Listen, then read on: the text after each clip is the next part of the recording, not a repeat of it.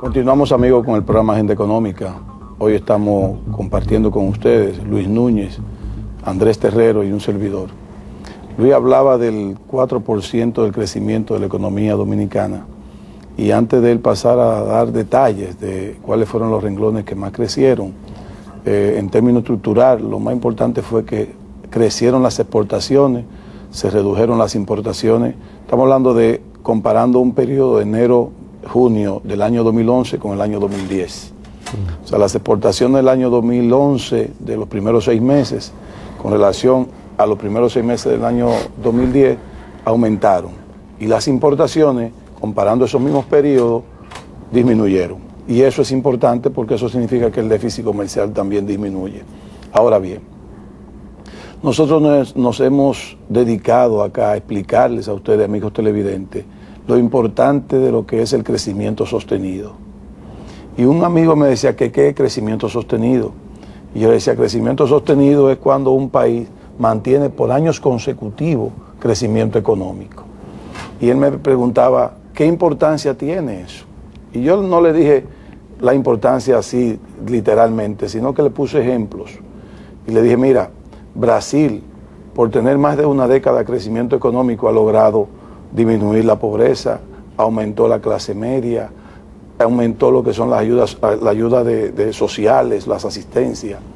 China, con casi 20 años de crecimiento económico sostenido, ha logrado lo que todo el mundo sabe que ha logrado China, con el mayor superávit comercial de país alguno. Colombia tiene ya casi está llegando a la década de crecimiento sostenido, y ahí está Colombia con una reserva monetaria de que llegan a los 40.000 millones de dólares y un superávit comercial. Tenemos ya a Chile, tenemos Perú, tenemos Paraguay, Uruguay, etcétera. Los países que no tienen tanto crecimiento, que han tenido problemas de crecimiento como Venezuela, aún siendo ricos, tienen problemas de inflación, problemas de déficit comercial. Entonces, ¿qué importancia tiene crecer para nosotros? Eso mismo. Nosotros tendríamos ya crecimiento 2005, 2011, estamos casi llegando al séptimo año consecutivo de nuevo de crecimiento. Entonces, el dominicano tiene que darle importancia al crecimiento, porque solamente con un crecimiento económico sostenido por más de una década podría mover el camino hacia el desarrollo social. Y eso es lo que nosotros hemos dicho en este programa de Agenda Económica por meses, por años.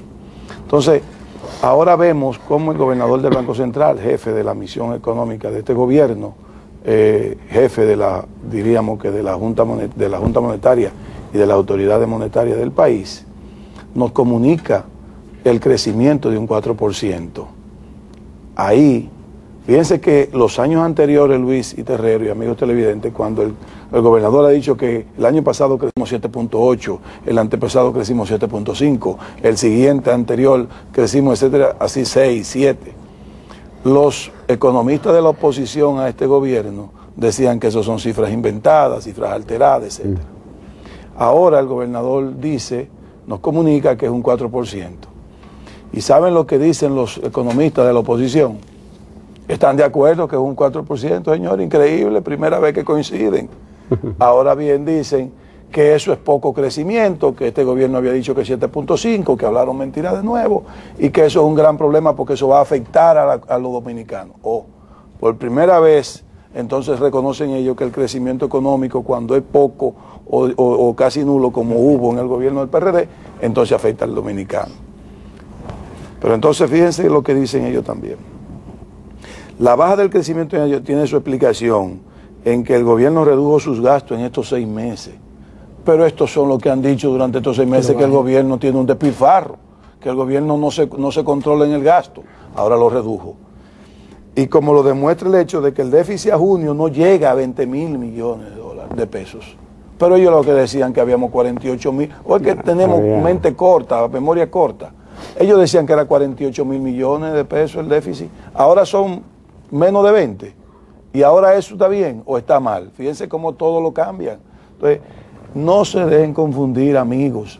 El crecimiento económico es necesario. Ojalá, como dice Luis, como dice, me imagino también lógicamente el señor gobernador Héctor Valdés Albizu. Ojalá que crezcamos 8%, 9%, 10%.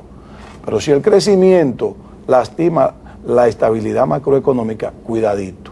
Es preferible entonces reducir el crecimiento y mantener la estabilidad macroeconómica y no crear lo que se llama un descontrol en la tasa, porque no hay peor impuesto que la inflación. Y eso tenemos que estar claros, Luis, Andrés y amigos televidentes. Eso es lo importante de este 4%. Mira, hay señales que la gente va a cogerle a los políticos. La gente le va a coger la pifia a los políticos en sentido general. Siempre hemos tenido los comentarios de la oposición, en el sentido de que en este crecimiento, como ustedes decían, en el gobierno actual del presidente Fernández, de que era ficticio, maquillado, como fuera. Evidentemente que eso se cae, porque cuando viene el Fondo Monetario Internacional, que no son amigos realmente, porque te reúnan con todos los sectores, y como tú decías, con el sector gubernamental y también con la oposición, porque también se ha reunido con la oposición, no pueden decir que las cifras son inventadas. Yo creo que ha habido una confianza extrema en las autoridades económicas, que le encabeza el gobernador del Banco Central.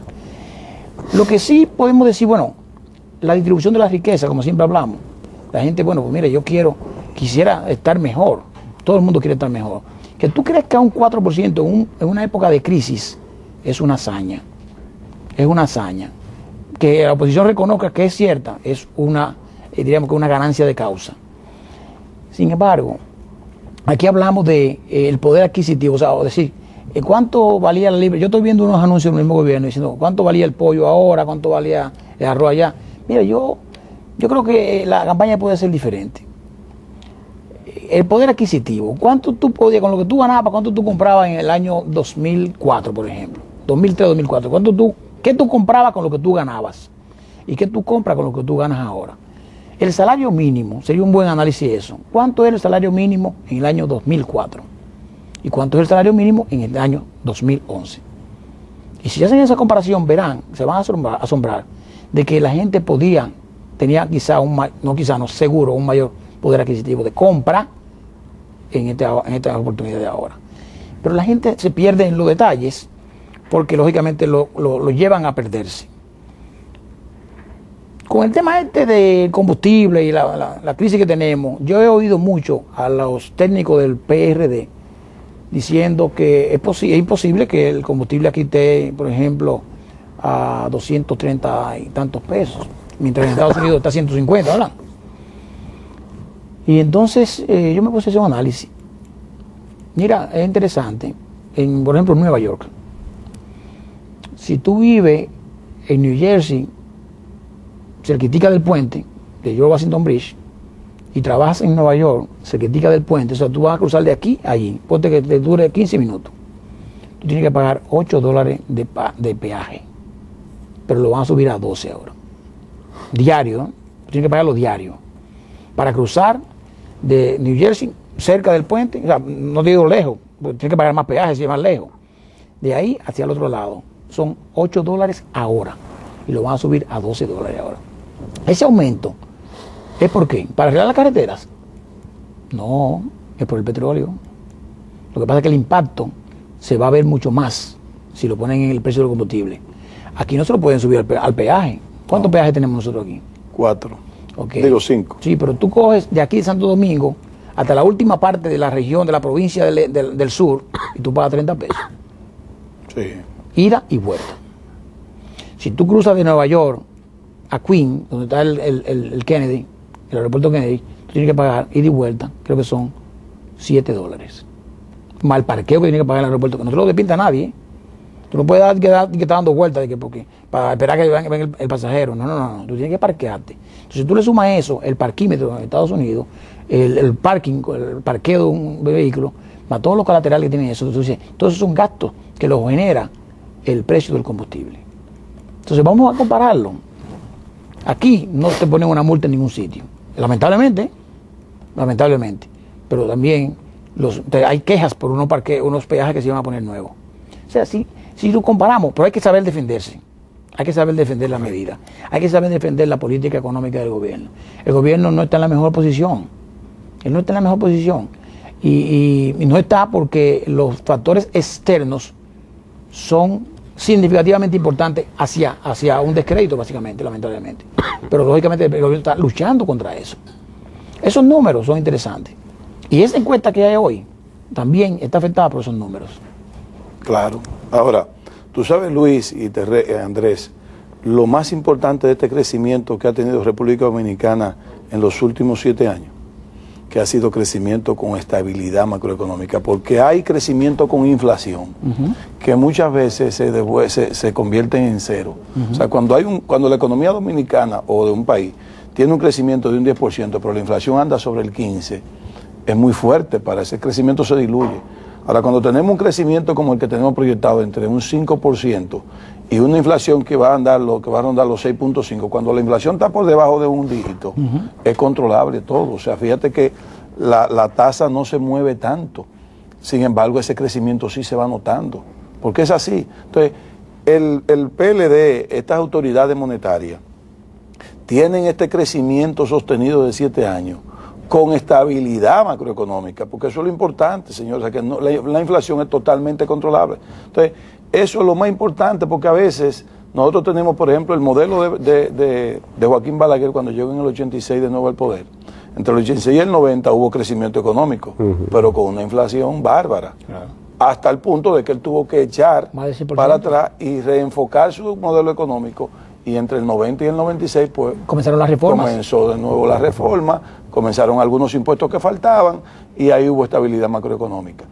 Y no hubo tanto crecimiento como lo tuvo entre el 86 y el 90. Ahora, este gobierno, entre el 2004 y el 2011, ha tenido crecimiento sostenido, después de encontrar un país con decrecimiento -2, ha logrado tener crecimiento 7, 7.5, 7. Creo que 6.5 fue el menor de este periodo, con estabilidad macroeconómica. Y donde tú ves que ha disminuido ha sido por la crisis. Correcto. La crisis internacional, que ya tenemos dos. Sí. Hagamos una pausa, tornamos un poco.